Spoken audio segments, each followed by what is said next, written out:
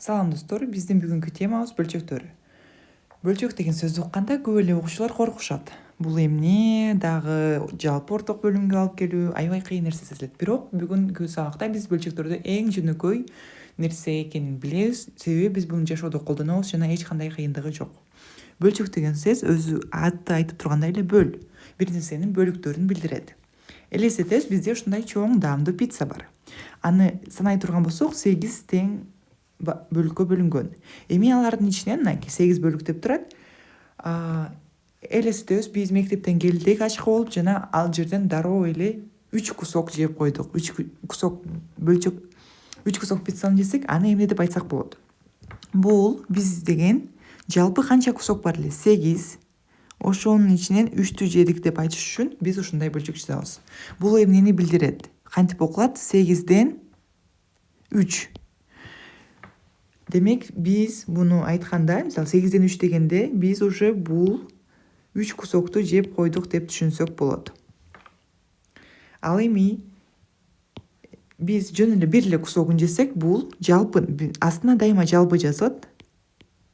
Бөлчөктүн астына жалпы жана бөлчөк сызыкчасы бул бөлүү дегенди билдирет жана анын бөлүгү.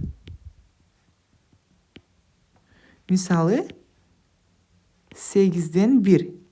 8ден 1 десек, биз анда ушул жалпы пиццанын бир эле кусогун алган болобуз. Башкача айтканда, бөлчөк бул бир жалпы нерсенин кандайдыр бир бөлүгүн көрсөтөт.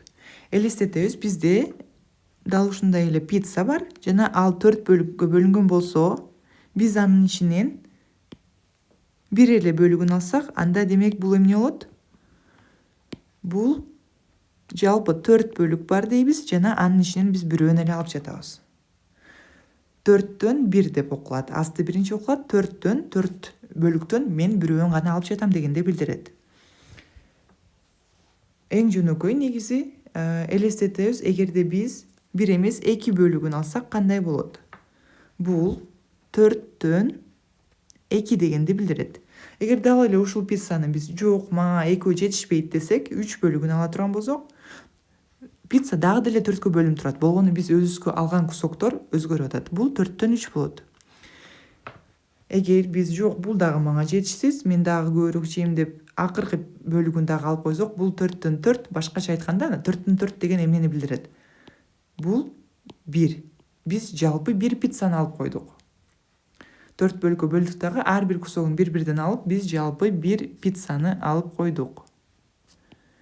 Башкача айтканда, бөлчөктөрдө дайыма эгерде биз мынакей жалпы бөлүгүнө караганда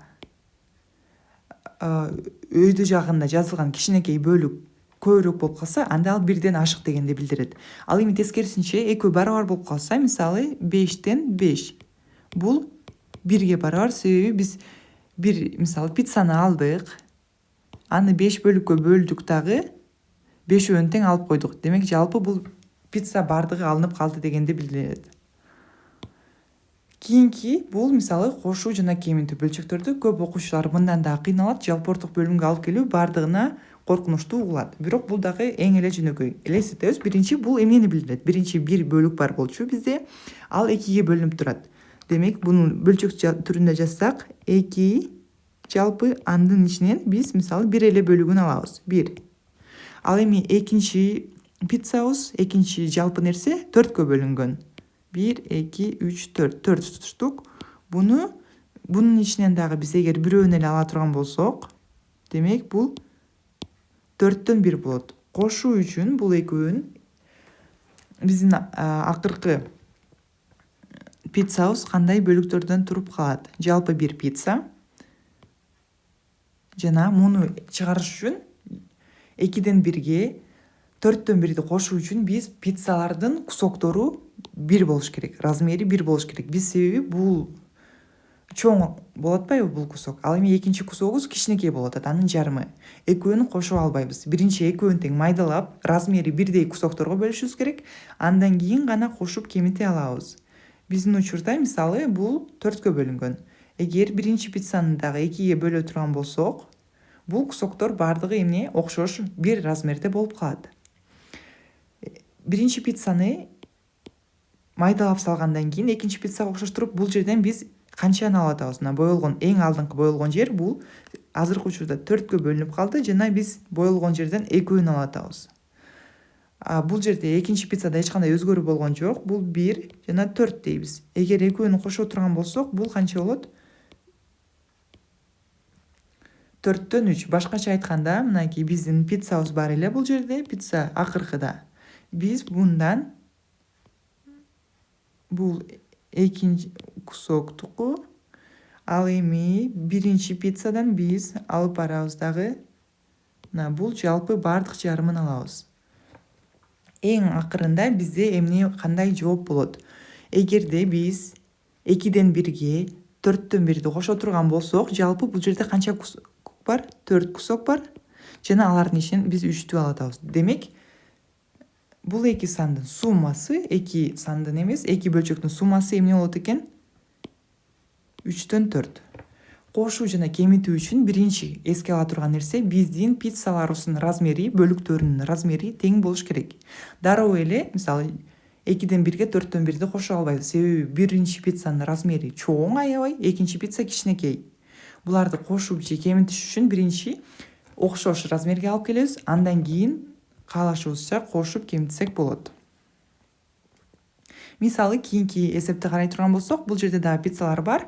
Аларды биринчи эмне кылып жазабыз? Биз өзүбүз бөлчөк түрүндө жазып алышыбыз керек. Мисалы биринчи пиццанын бир эле бөлүгү алынсын, экинчи пиццадан болсо биз 2 бөлүгүн ала турган болсок, бул учурда биринчи пиццаларды жазалы. Биринчи пиццада 4 кусок бар экен, санай турган болсок, 1, 2, 3, 4 жана алардын ичинен биз бирөөнү гана алдык. Экинчи пиццаны санай турган болсок, бул жерде жалпысынан 6 бөлүк бар, 6 кусок бар жана алардын ичинен биз 2-өн алып жатабыз. Бул жерде да карасаңар, эмне пиццанын кусокторунун размерлери ар кандай. Демек, биз жалпы 2-өн тең бир размерге алып келишибиз керек. Муну кантип кылсак болот? Бул ушул биз баарыбыз уккан жалпы орток бөлүмгө алып келүү деп айтылат.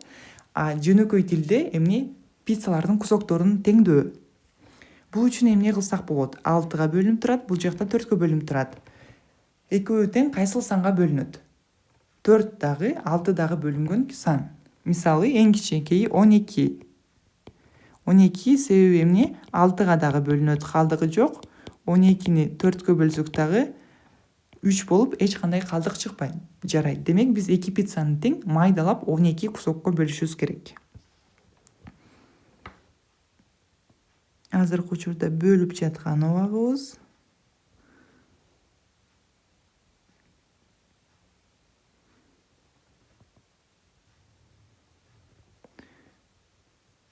Кийинкисин дагы 12 кусокко бөлүшүбүз керек болот. Бул жерде пиццалардын размери окшошпой калды, бирок негизги идеальный кылып бөлүш үчүн бардык размерлери тең болуш керек. Элестетебиз, булар тең деп. Ар бир 3. Эми бул жерден кайра эле санайбыз. Биз мисалы азыр майда бөлүктөргө бөлүп койдук да, бирок эмне башында белгиленген биздин белгиленген бөлүгүбүз бар болчу. Азыркы учурда бул кичинекей бөлүктөрдөн канча штук болуп калды? Башкача айтканда, азыр бизде жалпысынан 12 бөлүгү бар. Жалпы анын ичинен биз 1, 2, 3. 3-өн алабыз. Кийинкини карай турган болсок, бул жерде дагы 12 бөлүк бар. Жана алардын ичинен биз 1, 2, 3, 4. Мына бул эң башында белгиленген 4 бөлүктү алган болобуз. Эми экөө тең жалпы, экөө тең окшош майда бөлүкчөлөргө бөлүнгөндөн кийин тең булардын бөлүктөрү биз кошуп жана кемитсек болот. Бирок биринчи бөлчөктөрдү эмес, булардын ордуна эмес, мына кызыл менен белгиленген 2 бөлчөктү кошуп жана кемите алабыз. 12ден 3 кошулган 12ден 4 болот. Булар жалпысынан 12ден 7 суммасы. Башкача айтканда, биз пиццаны алдык. Пиццаны чейели бул жерге. 12ге бөлөбүз.